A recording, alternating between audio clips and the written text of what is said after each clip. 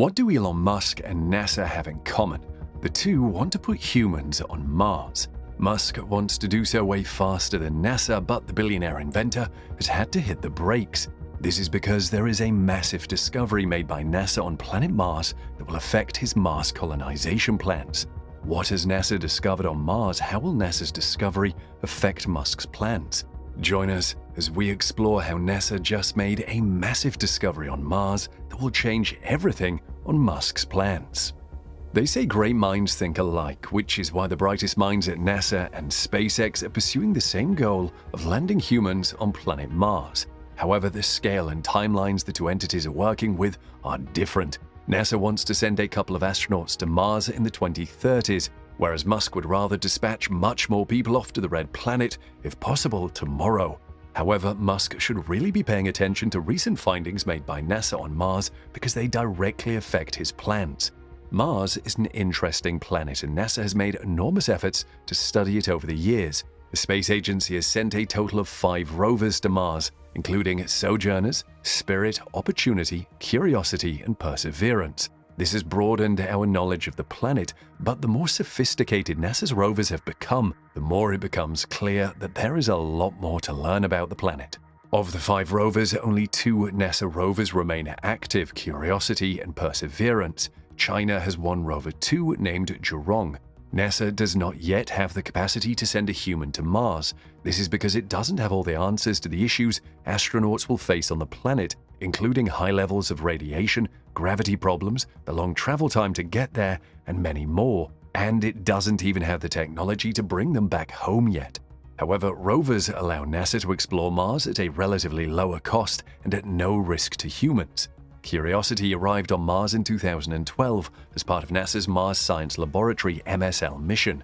The rover still holds the record for the largest rover ever built in terms of size. While pictures may make it appear small, Curiosity is 10 feet or 3 meters long, 7 feet or 2.2 meters tall, and 2.7 meters or 9 feet wide. It is similarly proportioned to an SUV.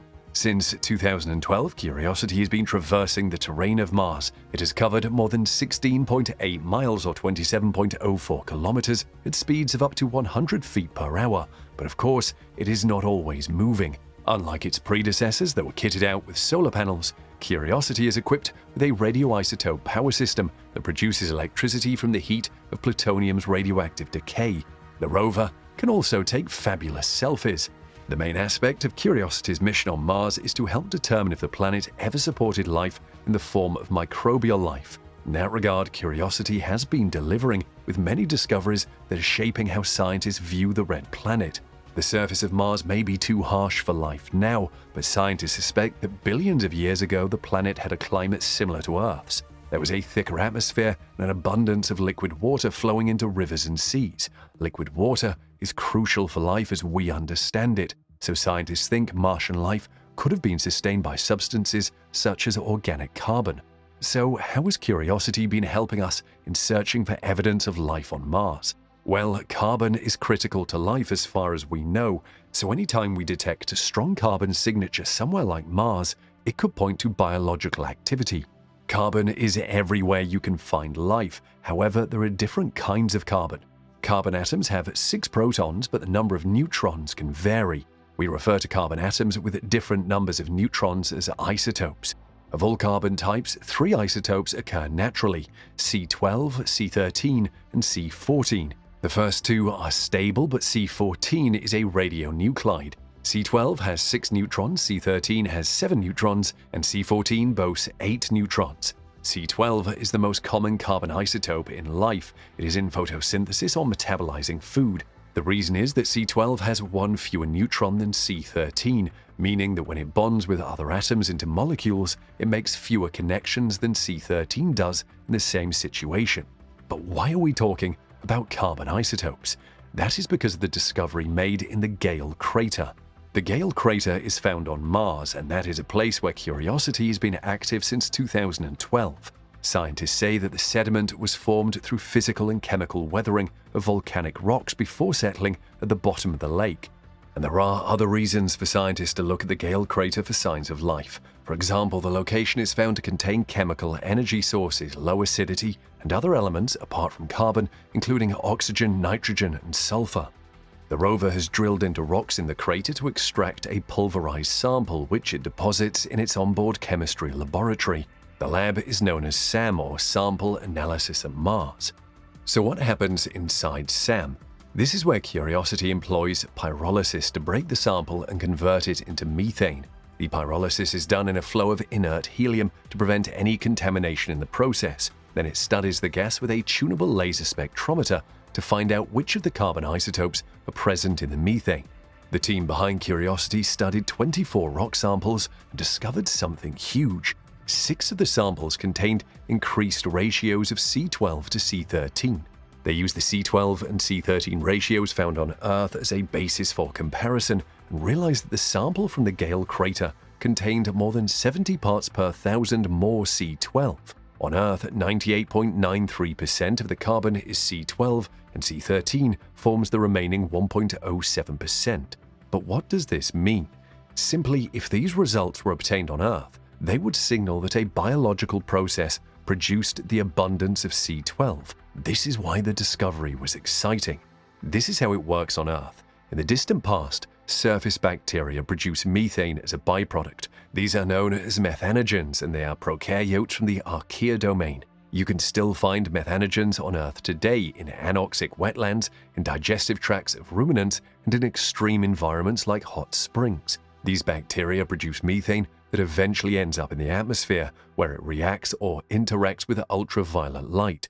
But the product of these interactions is more complex molecules that would rain down onto the Earth's surface. Once on the Earth's surface, they are preserved in rocks along with their carbon signatures. It is tantalizing to assume the same process took place on Mars, which would neatly explain Curiosity's finding in the Gale crater. Some scientists, however, have other explanations for the finding by the Curiosity rover in the Gale crater. One of them is the molecular cloud hypothesis. The idea is that the solar system passed through a molecular cloud hundreds of millions of years ago. The event is very rare, but there is evidence that it happens about one time in 100 million years. Molecular clouds are mostly made up of molecular hydrogen, but the one that we are talking about may have had a higher concentration of the type of carbon discovered by Curiosity in Gale crater. Mars would have cooled down significantly as a result of this cloud, and together with glaciation, would not have allowed the molecular cloud to mix with the rest of the carbon on Mars. It would only result in the level of C12 increasing. However, the molecular cloud hypothesis remains highly unlikely, even though it is worth looking into. The second explanation involves ultraviolet light.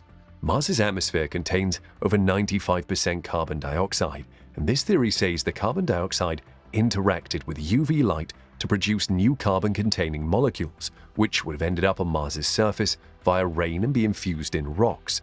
You will probably note the similarity between this process and the methanogenic one. The difference is that one is completely abiotic. One way scientists are trying to establish which of the three theories is correct is by studying the carbon cycle of the red planet. But Curiosity will continue to study rock samples and measure the carbon isotopes, and scientists will one day get a better chance to analyze the rocks of Mars when the samples collected by NASA's other rover, Perseverance, arrive on Earth. Whatever ends up being the source of the carbon isotope found by Curiosity, Musk would be personally invested in the outcome.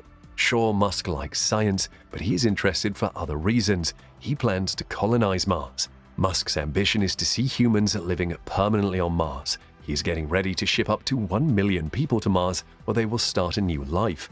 The Mars colonization is the main motive for the new Starship rocket that Musk is leading the development of. The two-stage rocket has many features that will help Musk achieve his ambition. For example, it is completely reusable, which will greatly reduce the cost of launching humans and cargo into space. Cost is crucial here because many tons of supplies have to be transported from Earth to Mars. The Starship also uses fuel that is theoretically possible to produce on Mars, which will ensure there is enough fuel to send the Starship back to Earth. Musk is pushing the SpaceX crew to work around the clock to complete the Starship, which is necessary if he will meet his goal of sending the first set of humans to Mars by the middle of the decade. He plans to raise funds for the effort from SpaceX's satellite internet Starlink business. However, Mars is very harsh, and for the colonizers to survive on the planet, Musk has to do something: terraform the planet. The idea is to make Mars as habitable as the Earth, or almost. One of the main things lacking on Mars, and is a problem for humans, is a protective atmosphere. But Musk has come up with an idea that we admit is crazy: nuking the poles. Musk theorizes that blasting both poles of Mars with nuclear missiles will create artificial suns that will warm the planet, producing an atmosphere similar to the Earth's. Musk had a picture of Mars after terraforming placed in the lobby of SpaceX's facility in Texas. When this happens, the only apparatus humans will need to survive on Mars would be breathing machines. Let's hear what you think of humans living on Mars in the comments section below.